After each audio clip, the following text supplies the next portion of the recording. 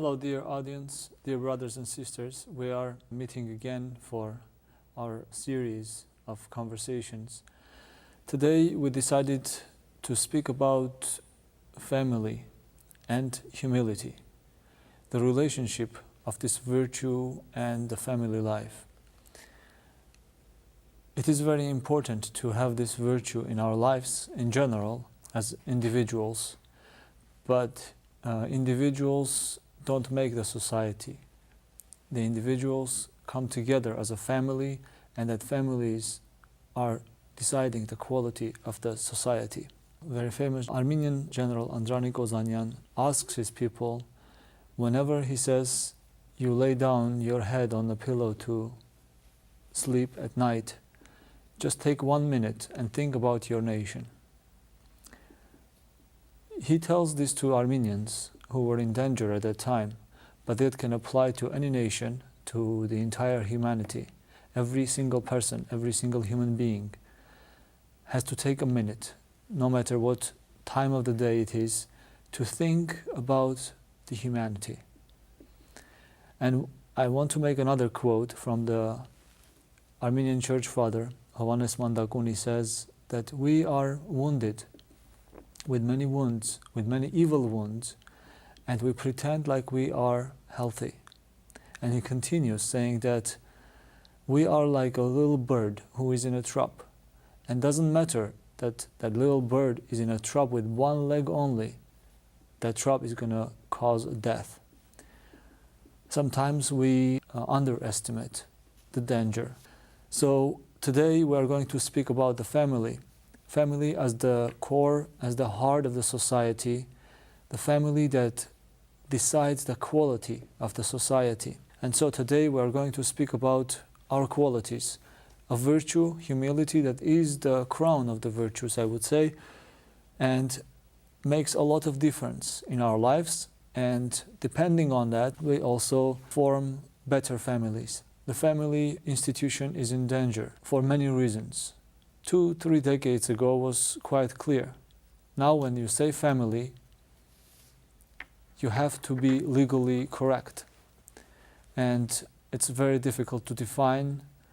And when you define the family, sometimes it's confusing. You don't understand what does the definition mean. For this reason, we have, as many times, Dr. Kyriaki with us, who is a theologian and also a psychologist, who has a great experience with families, helping them to go through the difficulties of life. And we would like to ask Dr. Kyriaki to give us explanations on the family life today in 21st century, where family life is kind of in a shadow.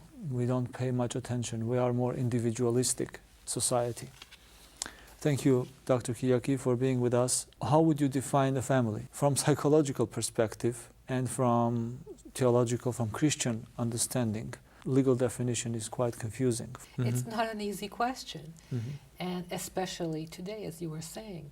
We know the traditional model, which is a husband and wife who have their children, and we will call that the nuclear family.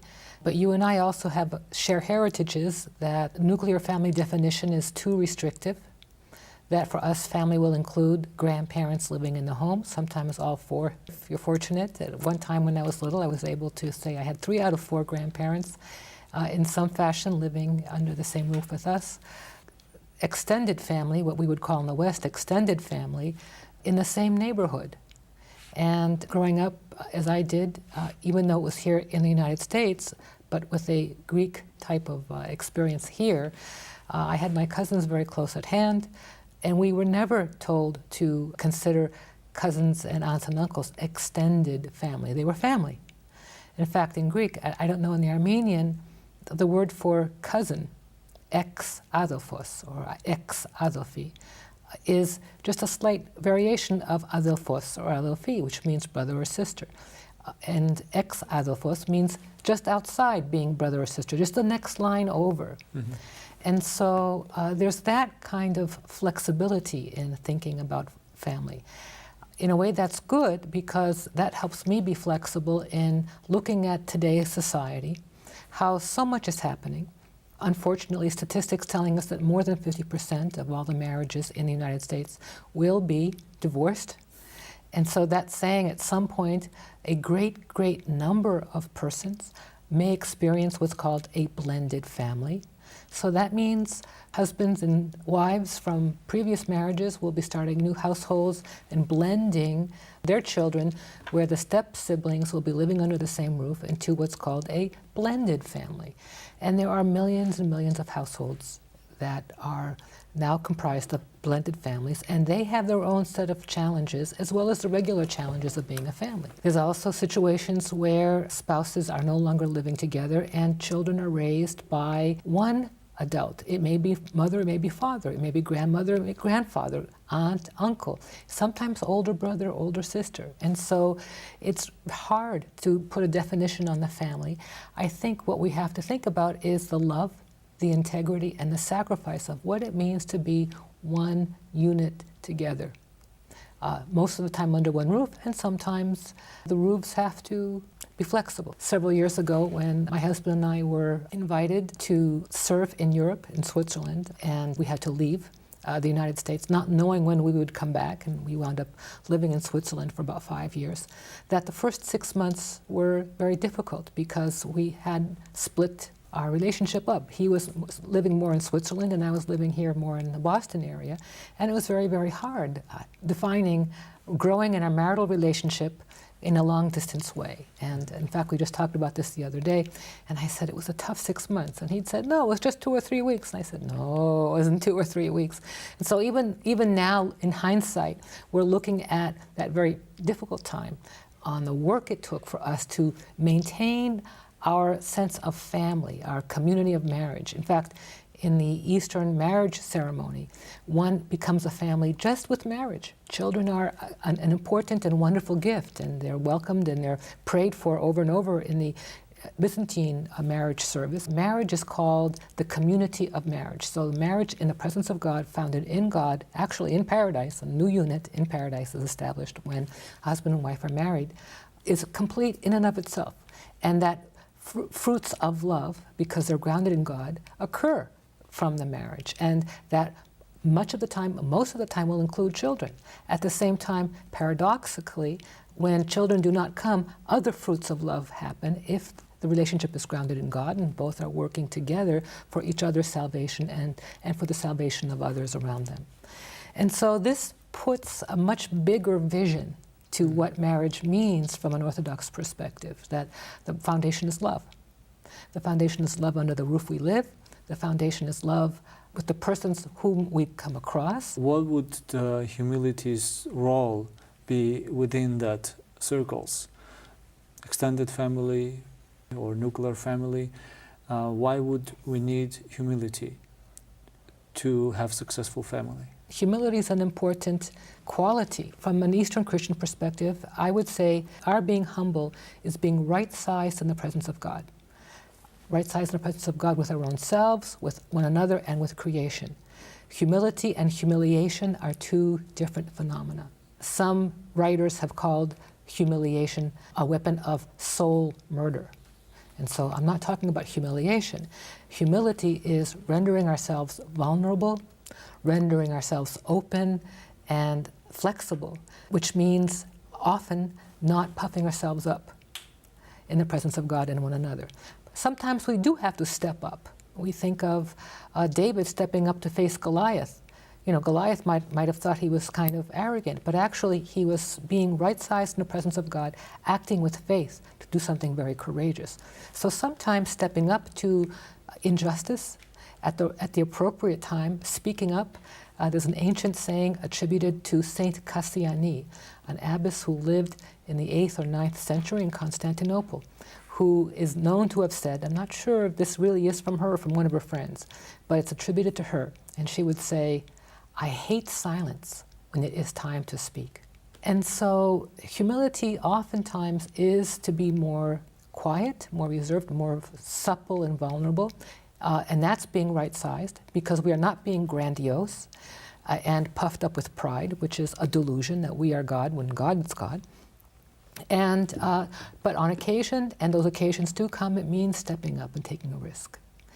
And so what does that mean for the family? Well, when we have that kind of opening in our hearts, that makes us supple to listening to others and our own selves in the presence of God.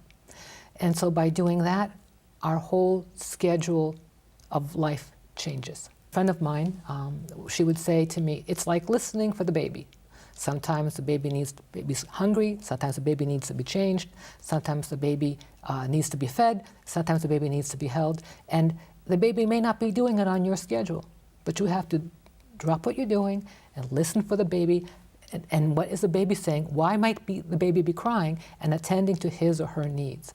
In a sense, it's the baby's schedule and not mine. The baby might be getting in the way of my important work, whatever that is. Oh well. And so humility has its own time schedule sometimes. And that doesn't mean we don't keep a schedule, but it means that everything slows down in some ways so that we listen more from our hearts as well as our minds to what's happening in our own environment with the people we love and our own selves as well. And so humility now is not just sort of a static, self-effacing quality. It's dynamic because it's rooted in being right-sized in the presence of God. Well, then that means it's growing and it's going to bear good fruit. It helps cultivate soft hearts, hearts of flesh, where we can bear one each other's burdens. A scientist who does a lot of research on marriage and the family talks about the importance of communication, that ability to share important emotional information.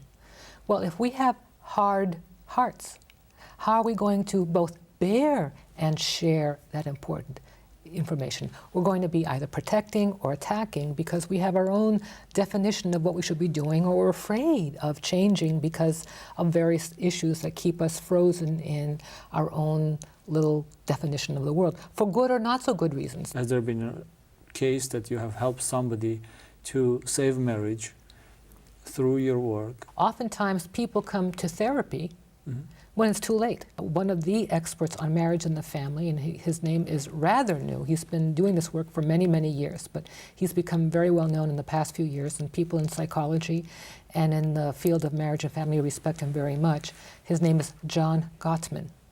And Dr. Gottman talks about that there's a 67% chance of a couple divorcing when they go for the first time into marital therapy. Well, why? He says because by the time they come into therapy, it's whatever the issue has been, on average, according to his research, it's 6 years plus into the problem, that the issue has been festering and getting worse and compounding. And many times when the couple does go for therapy, it's because one client is secretly hoping to get the other person stuck in counseling, and then he or she would bolt out and then live happily ever after wherever he or she thinks they're going to live happily ever after. I see this a lot. It was just astounding to see that he has numbers to this.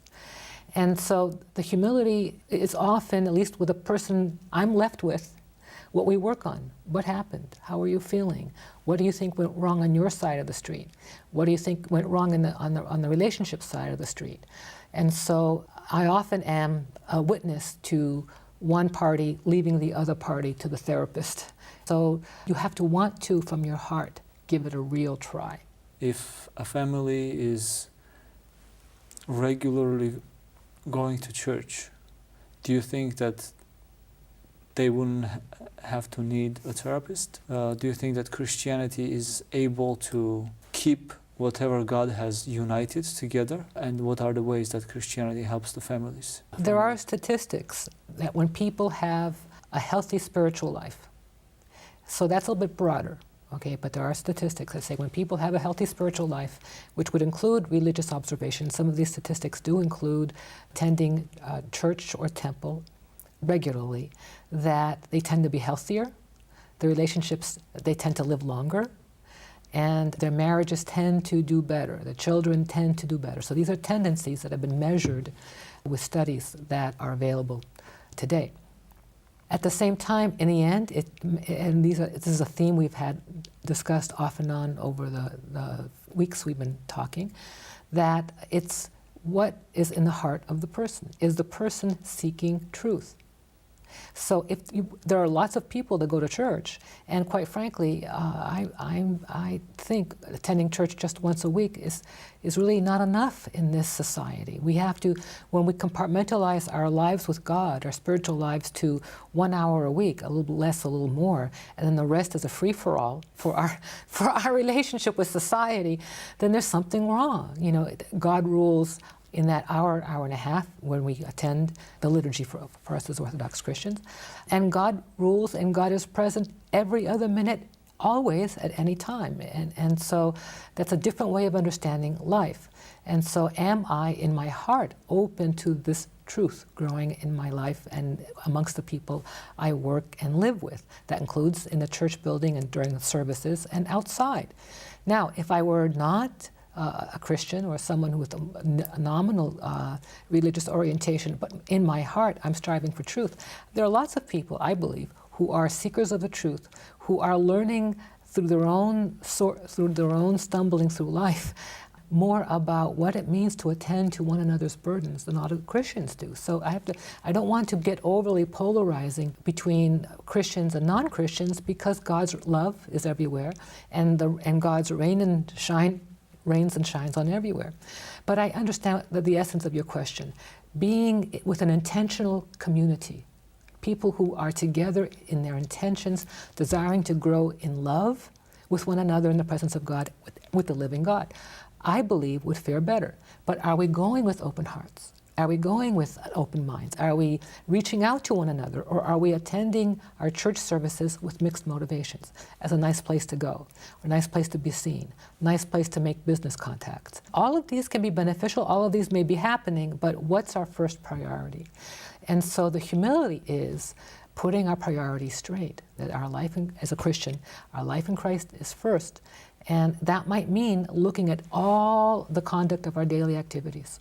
You know, my husband and I had an argument last night, which really bothered me, because, you know, here I am knowing what the topic is for today, humility in the family, and I was a little bit arrogant with my husband, and he was a little angry at me, and we were both not bending in certain ways toward each other. And I got this tape in my head saying, you know, and tomorrow you're going to be with Arkady, and you're going to be talking about humility in the family, and here are the two of you you more than your husband, kind of arching your backs and digging your heels in. And I knew that I was not being humble, the way I was arching my back and digging my heels in.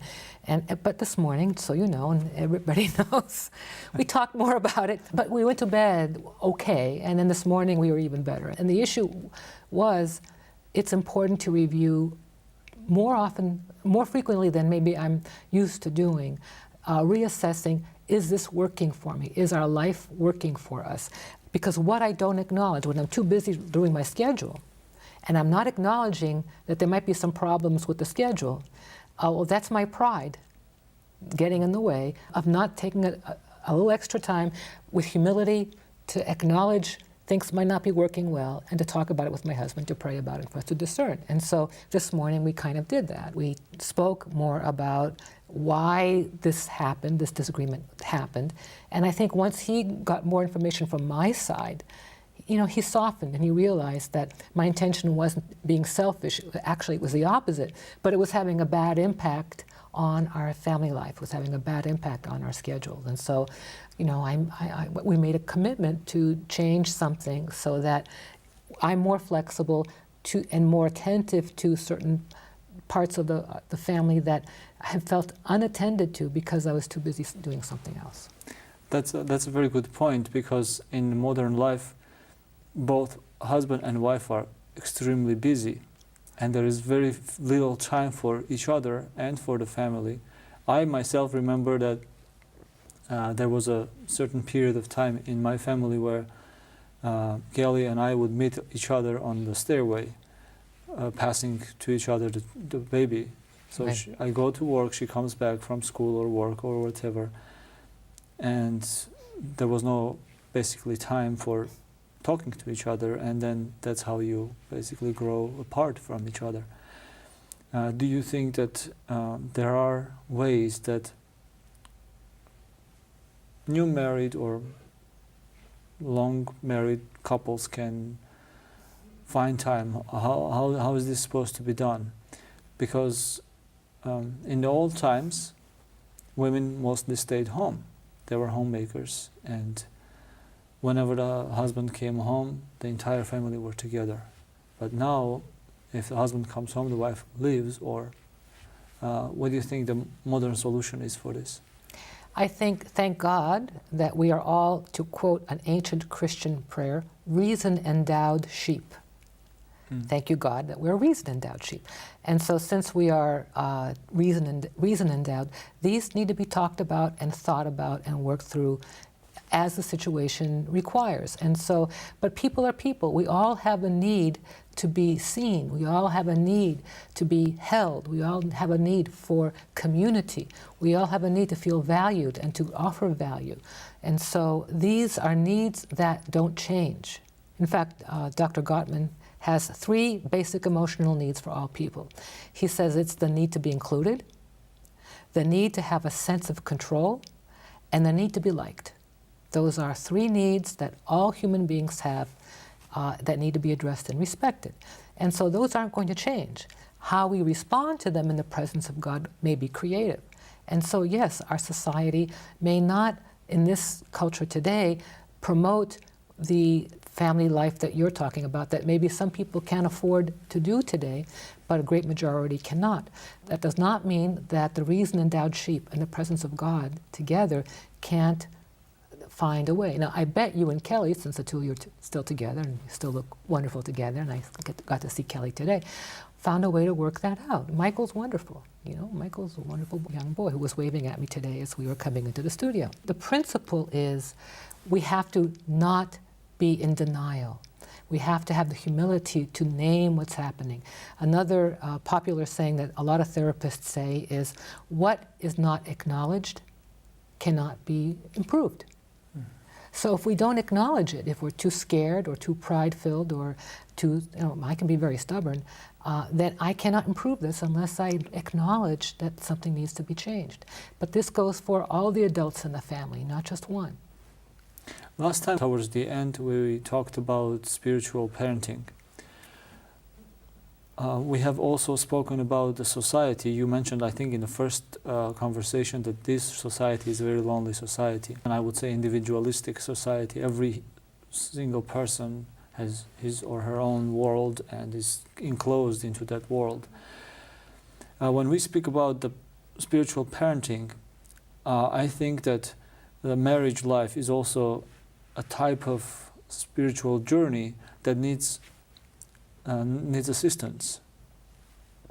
Do you think that, like, for example, there still is the fact of godfather or godparents that the new weds have throughout their lives, and when they have a problem, they approach these people? Do you think that would be one of the solutions to help newly married couples to survive through the... That's a beautiful comment you're making, and I'm not sure the audience even knows about this. And so in Eastern, so this is true for the Armenian, it's true for the Greek, it's true for many Eastern Christian societies, where in the West we'll have the maid of honor and the best man or the best woman. In the East, we will have, like, we might call them that as a translation, but it's more as a godparent to the newlywed couple. And in the Eastern thinking, the godparent to the wedding, to the marriage, is related to the couple for the rest of their lives at a first level, at the level of brother, sister, mother, father, as well as their children. So I grew up with god brothers and god sisters, which is good to know that, because one does not marry a god brother, god sister, even though technically by blood there's no problem. But from a spiritual perspective, it would be, and I'll use a very difficult word, incestuous. And it's very interesting that the church from ancient days was wise in knowing there's 2 types of incest. There's the physiological, unfortunately, the biological, and there's the psychological, and there's 3 types. And then there's the spiritual, and that even if there's no biological connection, and that for spiritual reasons, it's important to keep ourselves open to the new in the presence of God. And so godparents and godchildren are a first level relationship.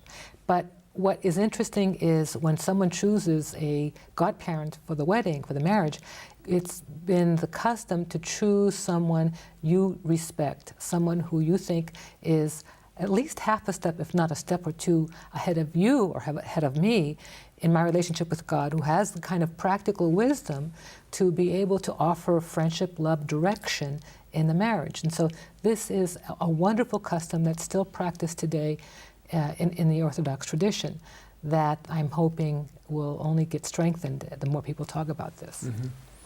And so from this point on, while we emphasize the importance of the other person or instructor or spiritual parent, I would like to speak about a little bit more extended family, like you mentioned in the beginning.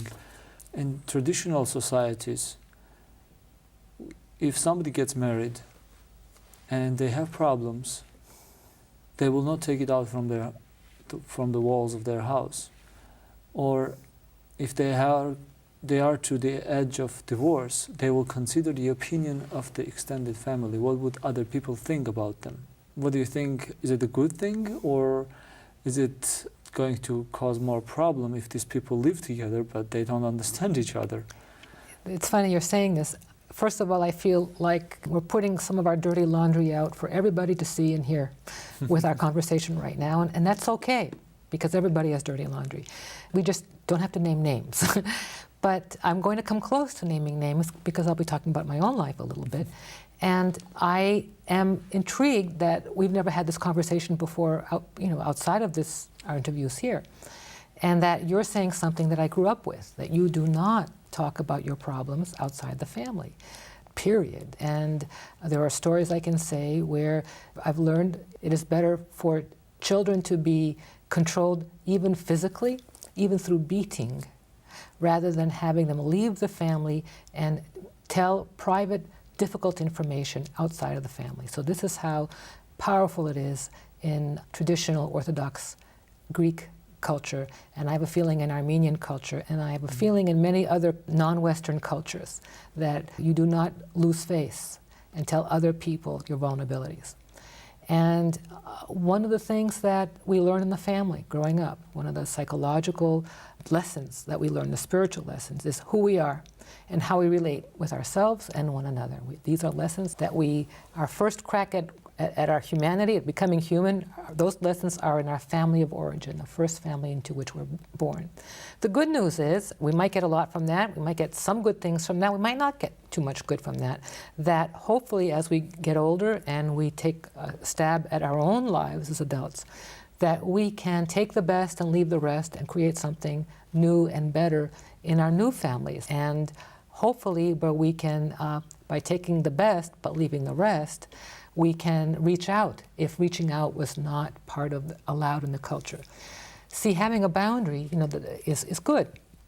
Flexible boundaries are the best. If the boundaries are too tight, then that can cut us off from others, can cut us off from God, and in the end we're left with our own energy, our own light, and we wind up, after a while, running out because it's our own light, or we just, I don't know, I don't want to go on. There are many permutations of that. The healthy is to have flexible boundaries, strong but flexible, so that they can be changed, they can be enlarged. We can bring new people in that are trustworthy.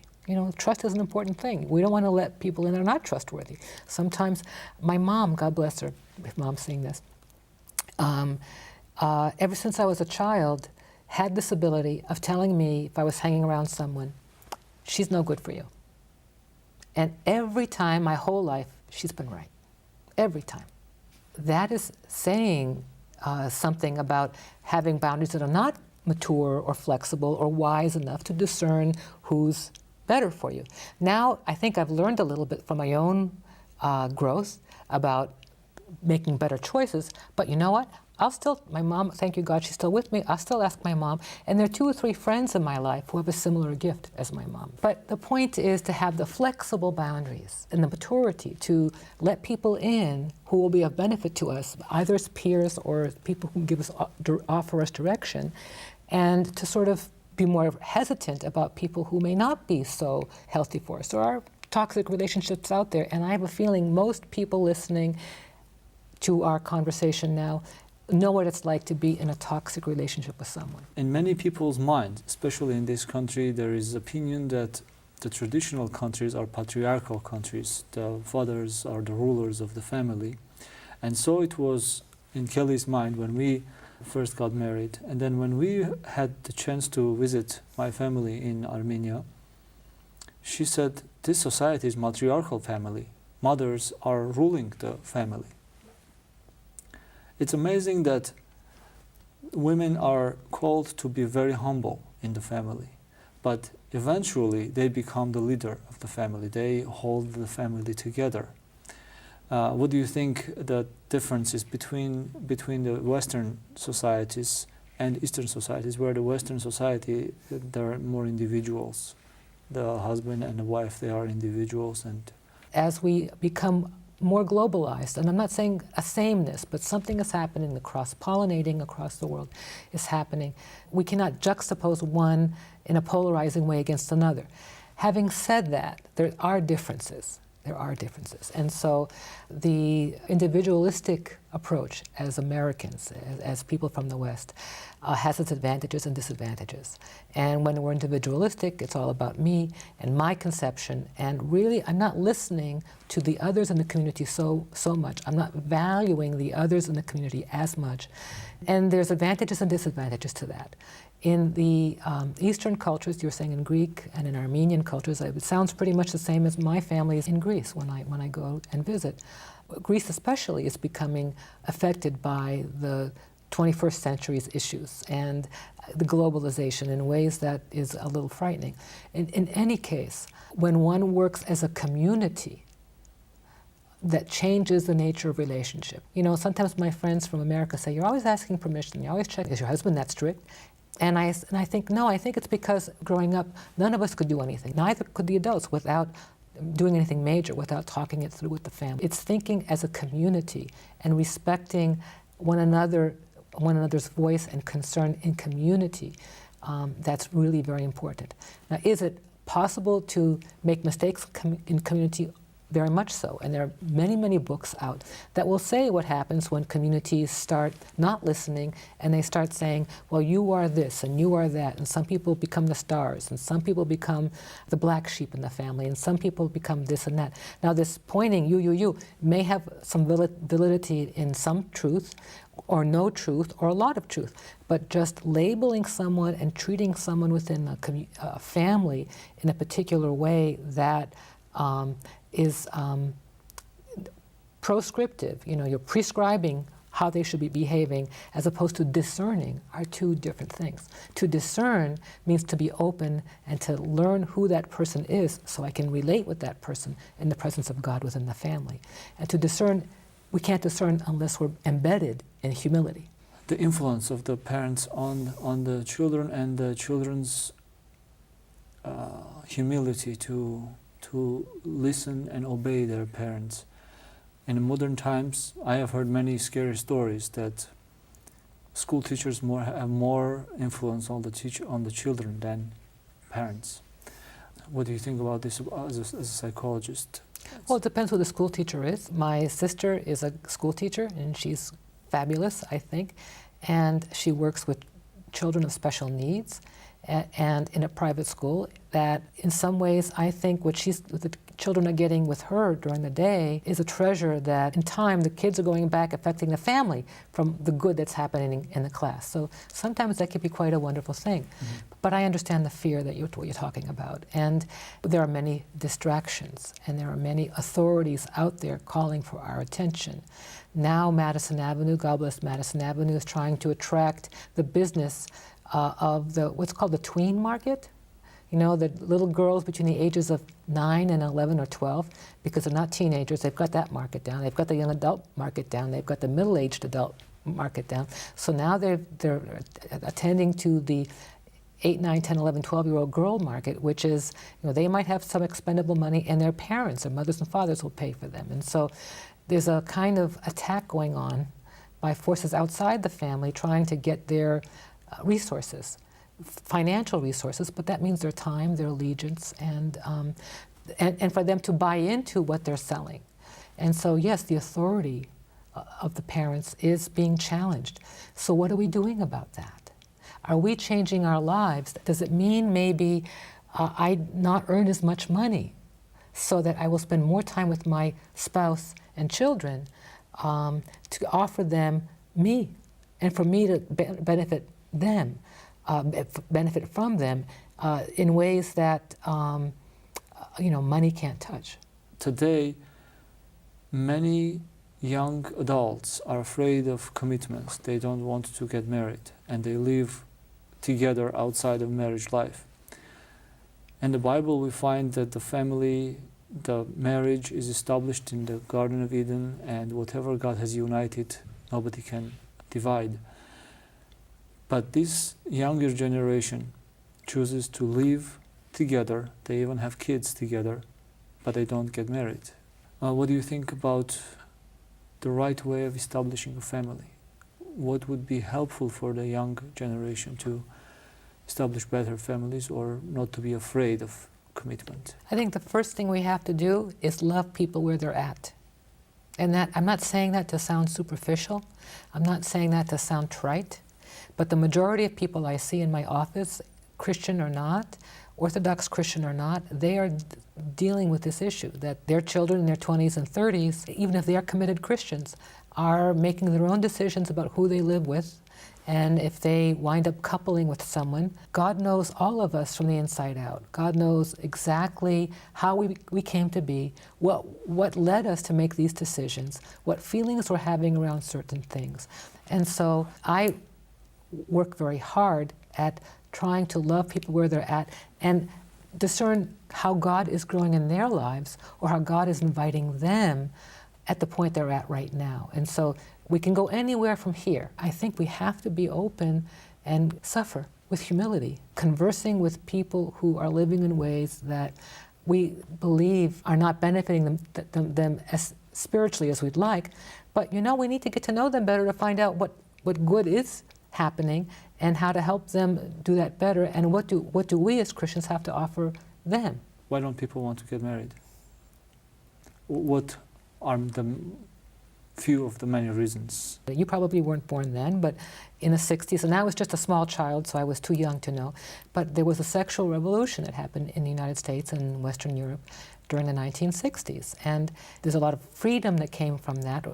But freedom is not necessarily freedom to do the good. Sometimes it's freedom to have license to do whatever you feel like in an individualistic way, where people are being redefined in more limited and less holy ways.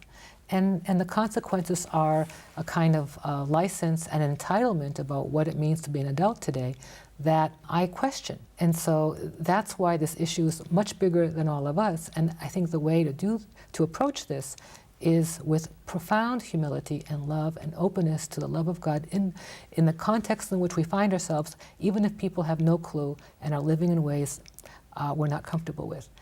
One of my favorite sayings that is repeated often in Orthodox circles, and it's attributed to Saint Seraphim of Sarov, a monk and a priest who lived in the woods of Russia: acquire the spirit of peace, and thousands around you will be saved. Why do you think that America, being and Europe, such a Christianized country, and so many centuries, especially European countries, have been Christian over 1,500, 2,000 years, and yet the society is going through revolutions that split their relationships and families? And what can Christianity offer today and help them to besides the fact of living a holy life and influencing everyone else by your radiance? Is there anything practical that can be done? We can build all the programs we want, but if people's hearts are divided, if their intentions are more self-seeking and entitled, spend millions of dollars. Not much is going to happen. We're just going to be spending millions of dollars, and a number of people are going to be living well, thank you very much, by all the money that's been collected for these wonderful programs. And so I'm not trying to be cynical. I'm just trying to say that we have to be agents of the love of God. People need to be fed. And if sometimes they don't realize they need to be fed, and so sometimes it takes the humility of just being present, and so it's cultivating relationships. So with the depth of the relationship, eventually there would be an awakening to more, the desire to want more. I would love to have endless time and speak about this. This is one of my favorite topics, the family problems and solutions to offer to the society, especially when I relate at work and outside of the work with young adults. I see the very shallow understanding of relationships, human and family relationships.